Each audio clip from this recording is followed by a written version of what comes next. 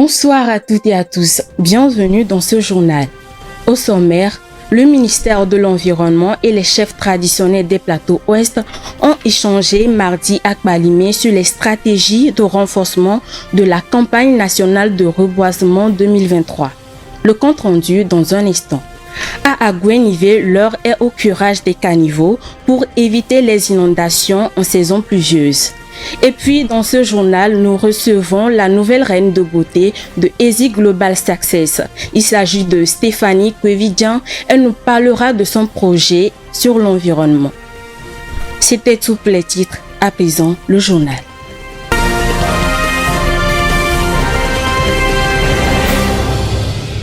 Le ministère de l'Environnement et des Ressources forestières a organisé à Kbalimé une rencontre d'échange avec les chefs traditionnels des plateaux ouest. Il était question de réfléchir sur la campagne nationale de reboisement. Cette rencontre s'inscrit dans le cadre de la mise en œuvre de la politique du gouvernement en matière de conservation des forêts et de la biodiversité. La cérémonie d'ouverture a été présidée par le ministre en charge de l'environnement, Katari Folibazi. Le reportage est signé Rafietou Berego. En ouvrant les travaux de change avec les chefs traditionnels des plateaux ouest, le ministre de l'Environnement et des Ressources forestières, Katari Folibazi, a rappelé aux garants des us et coutumes l'importance de cette feuille de route et de la nécessité d'atteindre 25% de la couverture forestière à l'horizon 2025. À cet effet, l'implication des chefs traditionnels dans la sensibilisation des populations et dans la gestion des terres en faveur de l'environnement est primordiale. Comme vous le savez bien, le gouvernement a engagé toute la population dans une dynamique de reboisement intensif depuis 2020.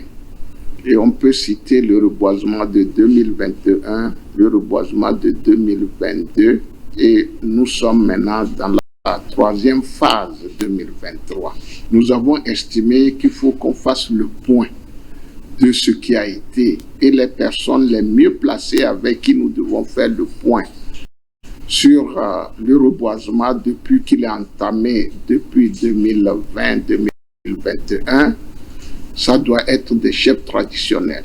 Des chefs traditionnels parce que nous avons souvent estimé qu'ils sont les mieux placés pour accompagner de façon efficace le gouvernement dans cette politique de reboisement.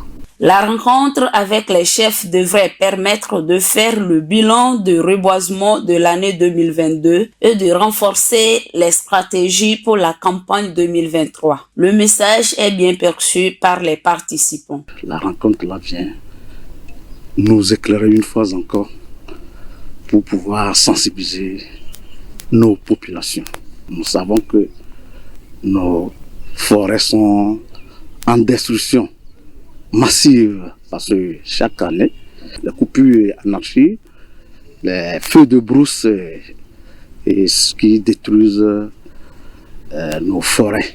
L'initiative va se poursuivre dans les autres régions du pays avec l'espoir d'atteindre l'objectif 1 milliard d'arbres d'ici 2030.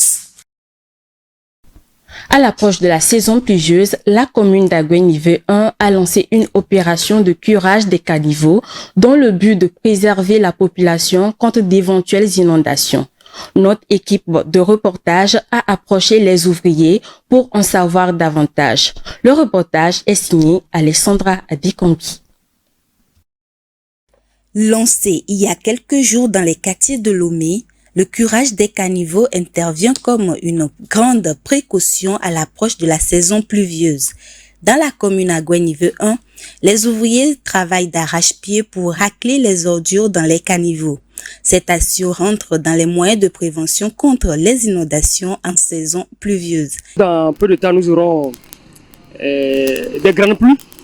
Et le gouvernement, à travers les mairies, soucieux de pallier au problème d'inondation qui est récurrent dans notre pays, ont pensé vider des caniveaux souvent qui est bourré par des sables, des déchets, des excréments C'est dans ce cadre en fait de pouvoir éviter les inondations et de permettre à l'eau de passer sans problème. La mairie a un service technique qui gère l'assainissement et autres. Rentrer dans les caniveaux, c'est très difficile. Ce matin même, une maman est sortie avec des eaux sales pour jeter dans les caniveaux alors qu'on travaillait. Les outils de travail ne nous arrangent pas. Il faudrait qu'on soit bien équipé pour bien travailler. Les patrons doivent nous fournir plus d'outils. Face aux conditions de travail et aux difficultés rencontrées, les ouvriers espèrent avoir plus de moyens de protection physique. Ce travail est très dégoûtant. Les caniveaux sont faits pour la circulation des eaux, mais les gens les ont transformés en dépotoirs.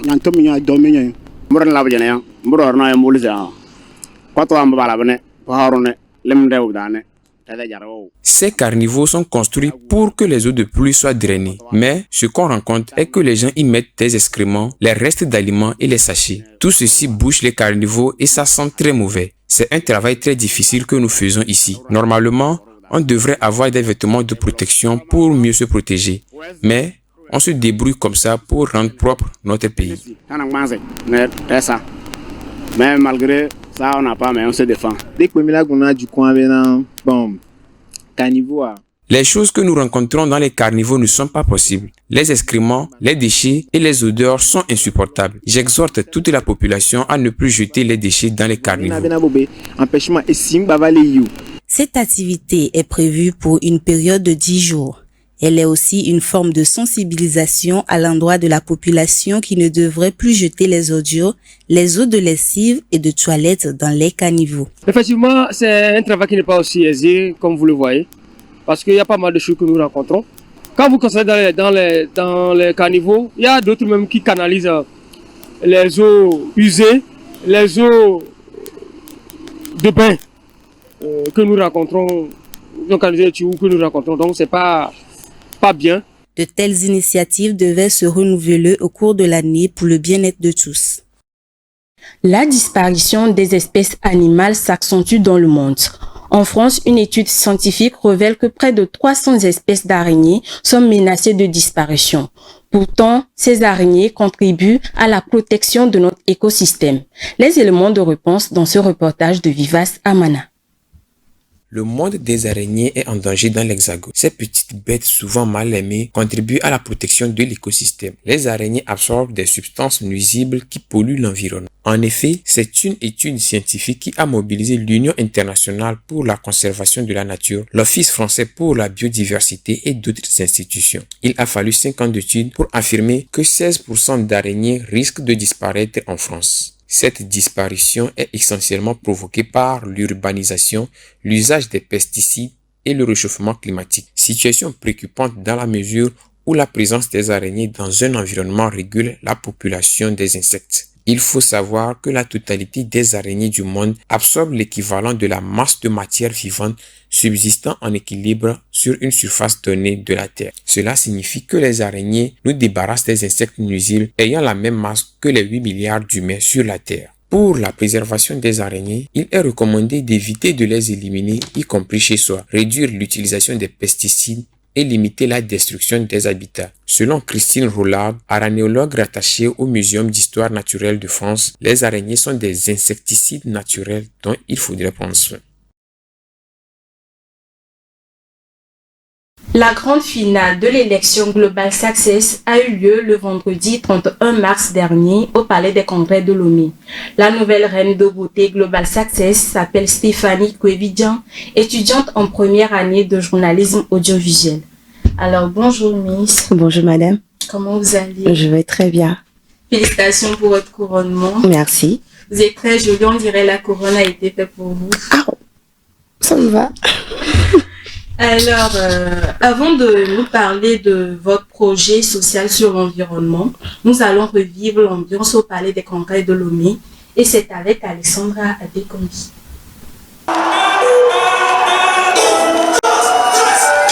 Première sortie conquise par le public. Les 20 candidates ont fait leur entrée sur scène pour une découverte. La seconde sortie pour une présentation individuelle et la présentation de projets de mandat en lien avec l'environnement. La pertinence du sujet, la démarche, l'éloquence étaient les critères de sélection. Au final, le choix est porté sur la candidate numéro 7, Miss Kwevidjan Stéphanie, étudiante en première année de journalisme audiovisuel à ESIG Global Success. Je suis vraiment très honorée de représenter mon école.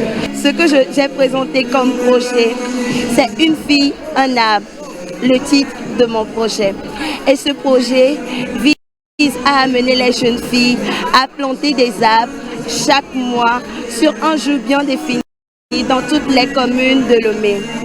Et ce projet, c'est pour accompagner le gouvernement dans sa politique de reboisement pour atteindre les 1 milliard d'arbres à l'horizon 2030 et atteindre un couvert forestier à plus de 25% d'ici 2025. La soirée Miss Global Success, c'est également de l'humour, du chant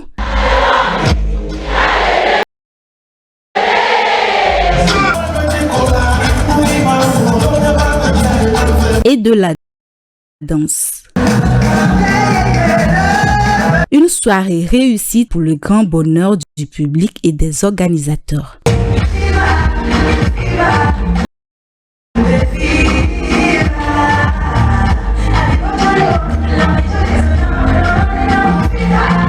Je suis très contente d'avoir participé à cette soirée parce que j'étais l'une des candidates de l'élection 2022.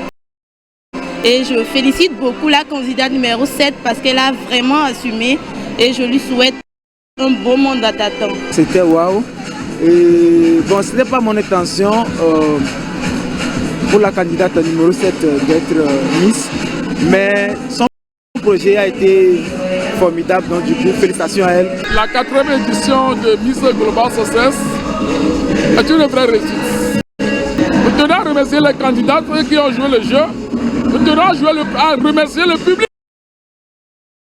L'édition 2024, probablement, qui sera la 5e édition, va être lancée, la préparation va être lancée très tôt. Et nous pensons, nous réfléchissons garder le thème de l'environnement et trouver des deux connotations.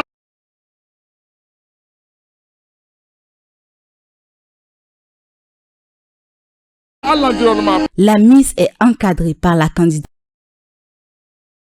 numéro 1, première dauphine, et pour deuxième dauphine, la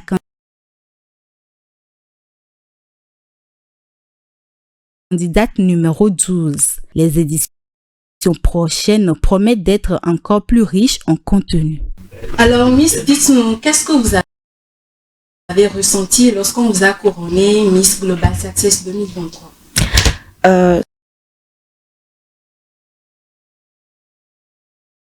Ce fut une grande joie pour moi de porter cette couronne. Cette couronne m'a suffisamment démontré que je peux atteindre tout objectif que je me suis fixé. Et cette joie, je la partage ce matin avec vous dans ce studio à travers mon sourire et ma présence. D'accord, ça se voit quand même.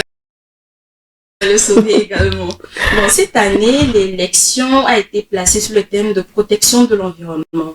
Donc, dans cette optique, vous avez eu à aller à Nihop pour la mise en terre de jeunes plants et donner des foyers améliorés aux populations d'Assomé et de Diripo. Pourquoi cette thématique cette année?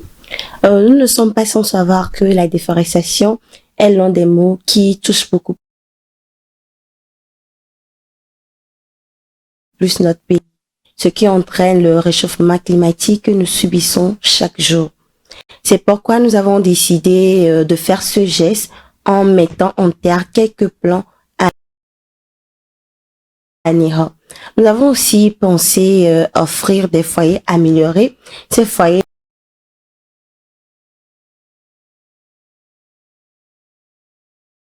là n'utilisent que peu de charbon pour la cuisson et cela peut éviter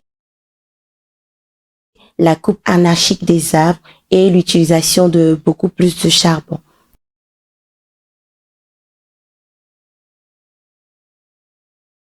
Donc voilà, ramasser ce pourquoi nous avons eu à faire ces activités-là. Ok, durant l'élection, vous étiez au total 20 candidates à participer à cette élection. Selon vous, pourquoi le choix a été porté sur votre projet? Parlez-nous un peu de votre projet social pour l'environnement. Mon projet a pour titre Une fille, un arbre. Avec la déforestation qui est en vogue actuellement, j'ai jugé bon de choisir ce projet-là, Une fille, un arbre, de reboiser. Et ce projet vise à amener les jeunes filles de Lomé en particulier, du Togo en général, à planter au moins un arbre chaque mois sur un jeu bien assez défini dans toutes les communes de Lomé et pourquoi pas à l'intérieur du pays. Donc, comment comptez-vous réussir à exécuter ce projet? Nous aurons tout d'abord à commencer par nous-mêmes, je dirais l'ISIC, à rassembler toutes les jeunes filles de l'ISIC. Mais tout d'abord, nous aurons à les former sur comment planter des arbres, parce que nous-mêmes, nous avons eu cette formation-là.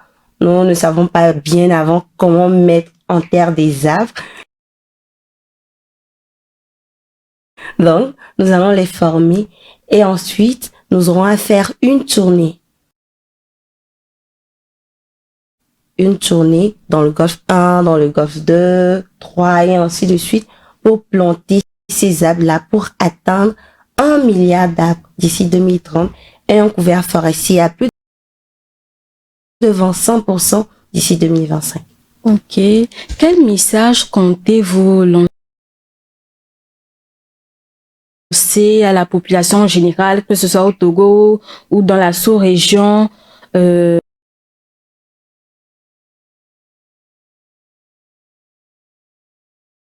la population et en particulier aux jeunes en matière de protection de l'environnement? Je dirais que l'environnement, comme on le dit souvent, c'est tout ce qui nous entoure. Même là actuellement, nous sommes dans un environnement, je dirais un environnement sain.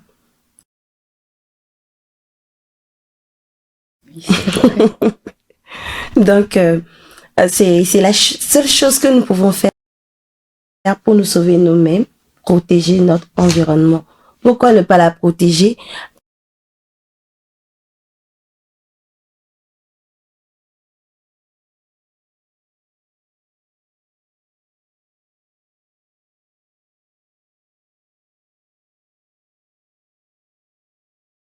Parce que cet environnement-là nous donne de la pluie.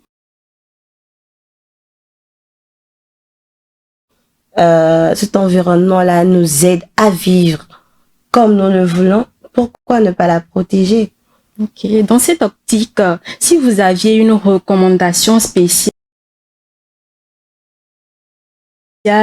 à faire au gouvernement togolais, ça serait laquelle? Tout responsable d'un pays a besoin ou bien veut à tout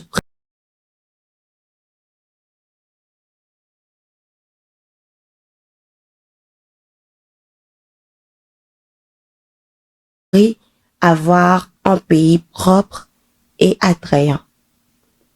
Donc, je suggérerais au gouvernement ou bien à notre cher président de mettre sur presque toutes les voies des poubelles. Ensuite faire une sensibilisation pour que il n'y ait plus de déchets sur nos routes parce que ça pollue l'environnement et ça n'attire pas de monde. Quand les gens viennent, ils vont dire non, ce pays c'est trop sale. Non, nous ne voulons plus ça. Donc, je demanderai au gouvernement de faire ça, de mettre sur toutes les routes, les voies, les poubelles de faire cette sensibilisation-là. Et pourquoi pas faire payer des amendes si quelqu'un ne respecte pas ces règles-là. Donc, c'est le mieux que moi je puisse dire. Alors, Miss, quel est votre mot de fin pour nous? Je dirais merci à Easy Global Success de m'avoir permis de porter cette couronne-là. Merci aussi à Grain TV qui m'a permis de faire cette interview ce matin. Merci surtout à ceux-là qui m'ont soutenu du début jusqu'à aujourd'hui et qui continuent de me soutenir. Merci à Emmanuel qui est tout le temps avec moi, qui me dit quoi faire et ne pas faire et me met sur la bonne voie. Je dis merci, vraiment merci de tout mon cœur. Merci beaucoup. Alors, c'est sur ces paroles de notre chère reine de beauté, Stéphanie Kouévidjian, que s'achève cette édition. Merci à vous pour votre attention. Restez avec nous pour la suite de nos programmes. À bientôt.